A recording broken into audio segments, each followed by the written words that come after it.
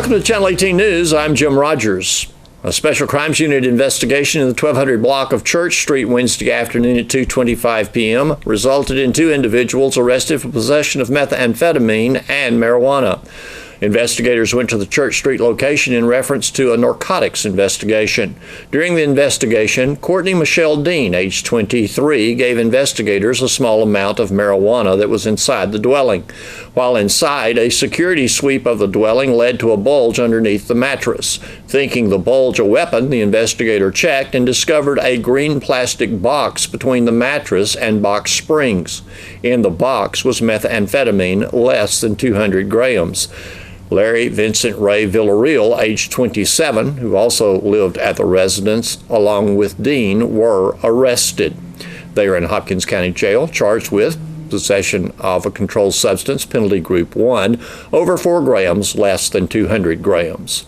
In a separate investigation in the 1200 block of Church Street later that day, Donald Shane Douglas, age 52, was found to have 1 gram of methamphetamine in the back of a cell phone case. After being read his rights, Douglas claimed possession of the meth. The cell phone number was identified as belonging to Douglas. Police Department sources told KSST News that the 2 investigations are not connected. Douglas is in Hopkins County Jail, charged with possession of a controlled substance, penalty group 1, under 1 gram. The city of Sulphur Springs has purchased several lots around the municipal airport property and is requesting a rezone of those properties to the same current rezoning or zoning of the local airport. The request will be heard Monday, November 28th, 6 p.m. in the council chambers, 201 North Davis Street. The request is in preparation for a replat to combine the properties into a single municipal airport boundary. The lots will be rezoned to light industrial if approved. It takes a cast of dozens to put on the annual radio and TV auction that benefits the Sulphur Springs Symphony League and its several community projects. You, the listeners and viewers, get ready. Your chance to bid is coming up on 100 different items, and that's this Saturday. Originally, we started with the Independence Day concert down on what is now Celebration Plaza, and it's a professional orchestra concert and fireworks show that is free to the public, and if you've never been down there, you must be new to town because the entire community goes out and it is amazing. But we also have added through the years, we have a children's concert that we do for all the 3rd, 4th, and 5th graders in Hopkins County. The children pay $1 just to get them used to paying to appreciate the arts. If they don't have $1, that is fine. We want them to come on anyway. But again, it's our professional orchestra, and the kids come alive and absolutely love it. We also offer opportunities for our high school kids, such as scholarships if they're going to college and going to be majoring in strings. There's an opportunity there. We help buy instruments for our strings program, and then also we let some of those band and strings seniors play with the professional orchestra for the children's concert. So it is an amazing resume opportunity to actually get to play with a professional orchestra and professional conductor. So. And I just can't imagine that every single town across Texas has all that. No, it's a rarity, especially for our town the size of ours, to have its own professional orchestra. So we are very blessed to be able to have the arts come to Sulphur Springs instead of Sulphur Springs having to go to the arts. So we've got good programs. She mentioned the concert is free, but it's not free. We pay for it. And our budget with everything is just under $50,000 a year. And this auction is the only fundraiser that we have. We do have some corporate sponsorships that we really appreciate. We could not have the events that we have without their help. But the auction is our main fundraiser. And let me tell you about some of the big board items. Please do. All right. Kayla Price Mitchell is giving 2 nights stay at her Oklahoma cabin, and we call it a cabin, but it's much more than a cabin. It's very nice. Super Handy's giving a drink a day, which they have done for years and years, which is awesome. City National Bank is giving a weekend at Melrose Place in Dallas. It's a package. We have a limousine service that will take you to Dallas, a round trip. Andy and Mary Lou Wright are giving a barbecue dinner for 20. We have a large picture from Dana's. It's just beautiful. Lydia Bryant with Sulphur Springs Floral has given us bamboo sheets, and I understand that they are just wonderful. I don't have any, but I certainly want to bid on these. Alliance Bank always gives a TV, large TV and surround sound. Mary Lucy and Joe McCorkle give us the Polar Express train every year, which is a huge hit with everybody. Mike Lading has donated a historical picture of downtown, which is beautiful. And then I think you interviewed Terry McCullough, and he has a picture in the auction. We have some cowboy tickets and a parking pass for the December 26th game. We have some tires from Sulphur Springs Chrysler Jeep Dodge. We have a huge gift certificate from J. Hodge Chevrolet dealership. And then we have a Aladdin lamp from Gary Hall. And we also put on our big board item the conducting a song at the Independence Day concert, which is a huge hit. And then tell about the fireworks. Mm-hmm. Okay. A couple of years ago, we started a guest detonator, so somebody can bid for themselves or for a special treat. You get to go up on stage and lead the countdown of the crowd and start the fireworks. So I believe we've actually had. Mm-hmm. It is. It's really fun. You don't have to have a special skill like conducting. You have to, have a little rhythm maybe. But this, you just get to have fun. Okay. And Bill Owens was our guest conductor last year, and he's coming out to the auction to tell about the experience, and so that should be a show within itself. Good. And all of that we will hear more about on this Saturday night. And Melita? I'm going to tell you about just the regular items that we have in the auction. This year we have the regular items that people have started tuning in to bid on every year. We have a lot of gift certificates from the Sulphur Springs Chrysler Jeep Dodge. We have a gift certificate from Discount Wheel and Tires, Bob Weaver at Town and Country Cleaners. We have the Panasonic vacuum cleaner that Perry Altabomber always donates. That's wonderful. We have the popular Santa picture. I have one. I love it. It's one of my favorite Christmas items. We have Croc shoes. We have a mirror from Kaiser. Just tons of items. This year we have some fun new things. One is the Amazon Echo that you've been seeing on TV. You can go on Amazon and read the reviews. It's a fun new toy for Christmas. If you have some techies in on your Christmas list, that would be a good item for them. We have a lot of art. We have some photos. Lisa Tolliver has donated some. Cindy Roller has donated some. Just a lot of, just tune in and watch for the fun too. Bob Weaver and Lonnie Fox will be our auctioneers, and Alec Bridges. So, and we're hoping that we get a season pass to the Raleigh Springs Jamboree. Not to put you on the spot, but we are hoping to get that and add to our collection. You will have that by this evening. Oh, that's awesome. We do have a preview of the items this afternoon from 5 to 7, so please come by and just, stroll through and see the items that the businesses have donated.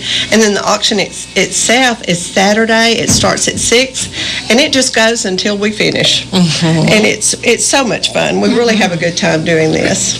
And it's for anybody to call and bid. You don't have to be a member of the league. You don't actually even have to live in Sulphur or Hopkins County. Just anybody that wants some great items and to support the Symphony League. So. Well, as in years past, is this still true? The way to bid is by phone? Yes. Okay. Mm-hmm. You can bid early tonight. If you see an item and you want to go ahead and put down a bid, you can do that tonight. We will have bid sheets out. Okay. So we'll get that phone number that will be very vital to have. It's 885-0700. Okay. And we've tested the phones and they work. You have some volunteers that help man those phones. We do. We have a good group this year. Karen Northcutt's going to be there. Marquita Fisher is always there. So we have a really good group. They have a lot of fun. Emily Glass. Yes. Mm-hmm. And what time does the bidding start? 6 o'clock. 6 p.m. This Saturday.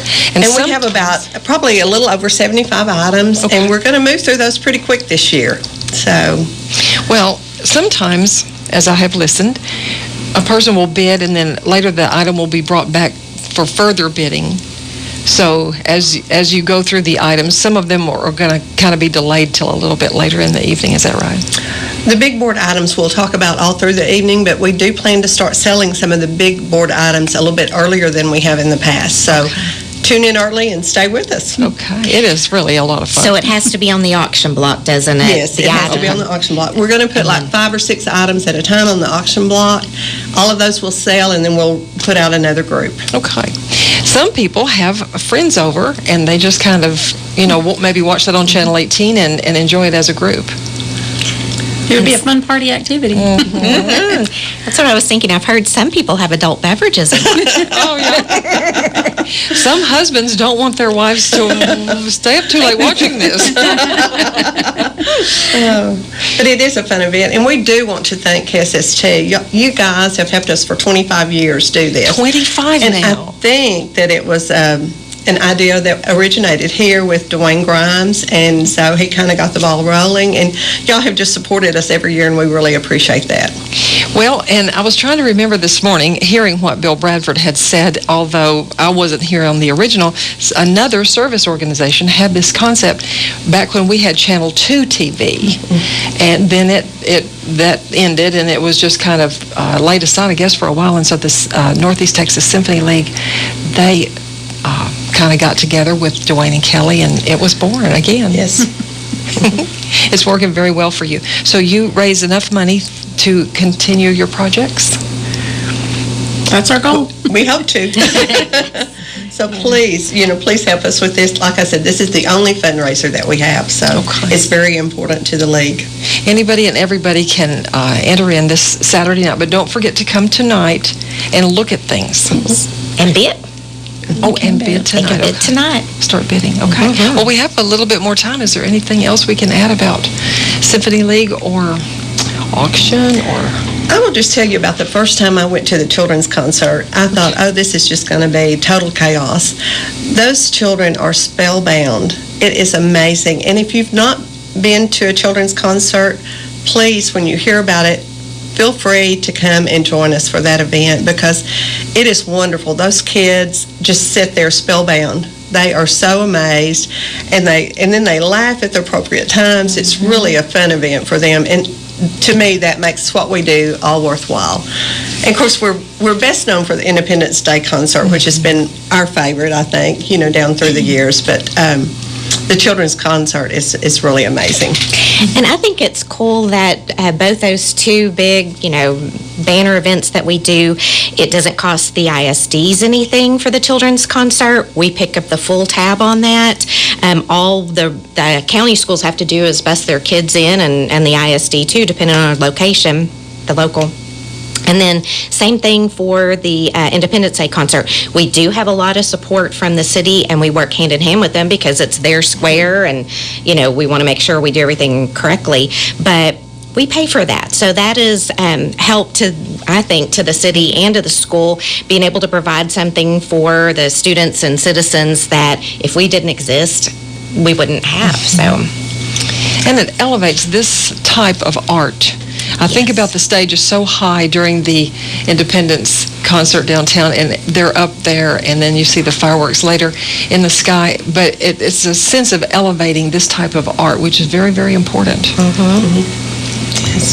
I like the way that the Independence Day concert, that's still small town America. It's just, every time you go to that, you just think, wow, you're filled with pride for the town, the country. It's what it should be. Yes, you feel blessed to live in our community at that event. As you have said, we don't have to go away to see something like this. And for those who maybe it's their first experience seeing an orchestra and a conductor and how he leads. And we have a great conductor, don't we? We do.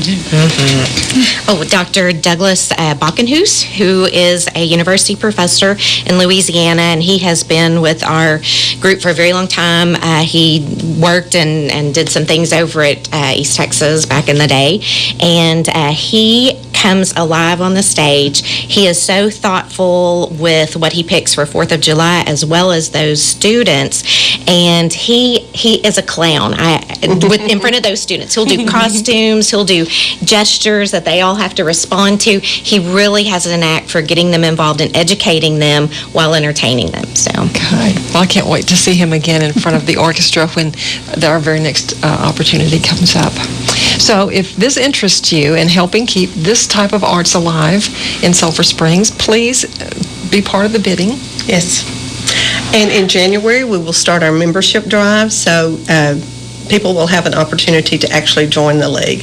And that's another way of supporting us. We've kind of not done that for a couple of years, but we've had some requests from people saying that they want to be a part of the symphony, and that's the way they want to contribute. So we will be having a membership drive in January. Okay. So that's good news, and we'll help you to spread that. Thank you all very much for coming in this morning. Thank you so much. Thank you. And we will look to see you all here this evening at the studios for the preview, I guess we would say.